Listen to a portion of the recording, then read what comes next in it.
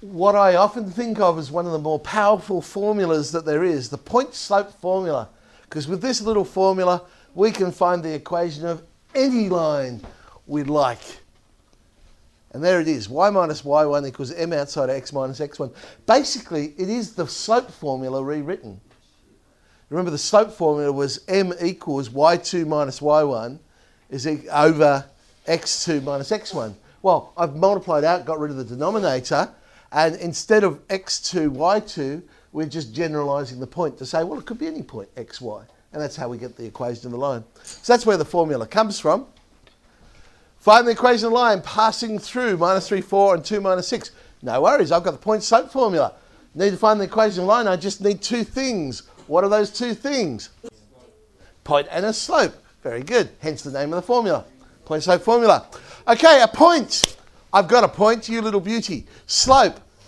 Oh, damn. However, we do have a formula that allows us to find the slope. So let's find the slope. 4 plus 6 over minus 3 minus 2. We end up with a slope minus 2. I have a slope. I have a point. In fact, I have a choice of 2 points. Doesn't matter which one I pick. Should come up with the same answer. So y minus, and I've chosen the first one, y minus 4 is equal to minus 2 outside of x plus 3. Rearrange that. I've put it in general form. 2x plus y plus 2 is equal to 0.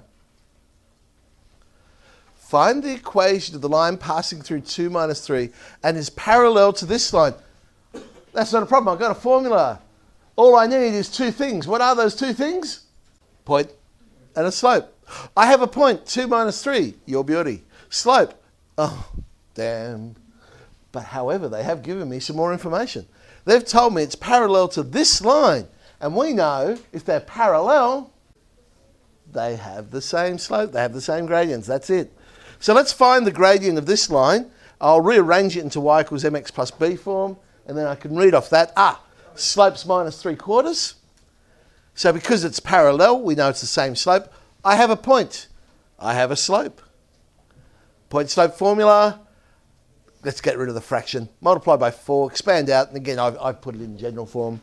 3x plus 4y plus 6 is equal to 0. There is a quicker way of doing this type of question. Yeah? Have a look at the answer. Have a look at what it was parallel to. What do you notice? Only the constant changes.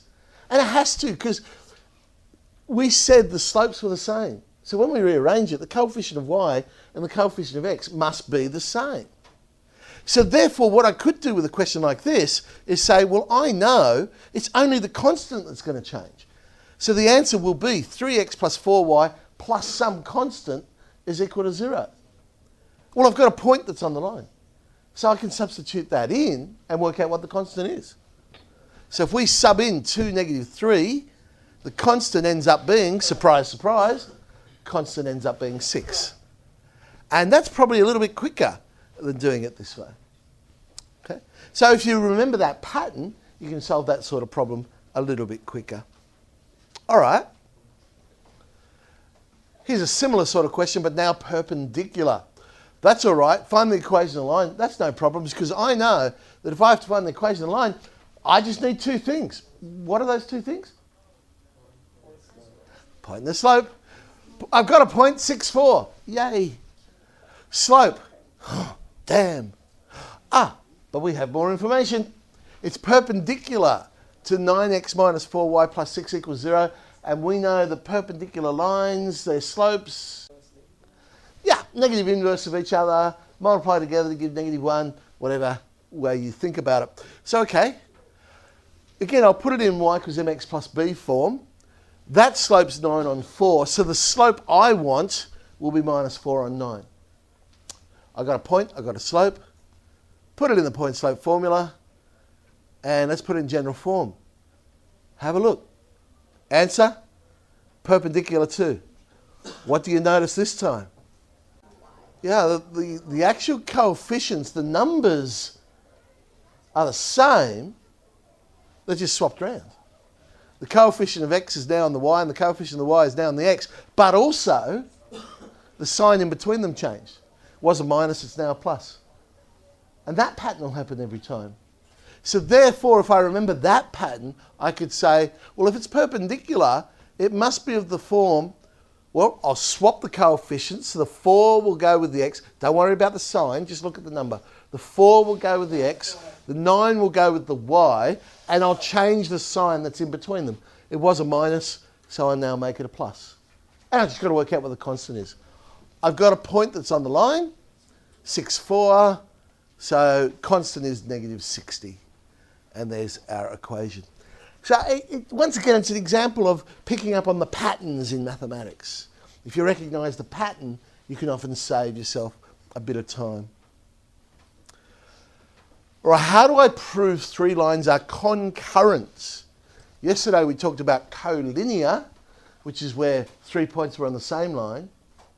Concurrent, what does that mean? Yes, it's sort of like the reverse. Collinear was 3 points on the one line. Concurrent are 3 lines that go through the 1 point. So that's what concurrent means. How do I do that?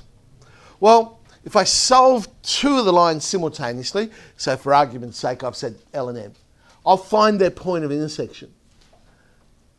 Then if that point of intersection is also on the 3rd line, so N, then I know that point now is on all 3 lines. So therefore, they are indeed concurrent. 5D.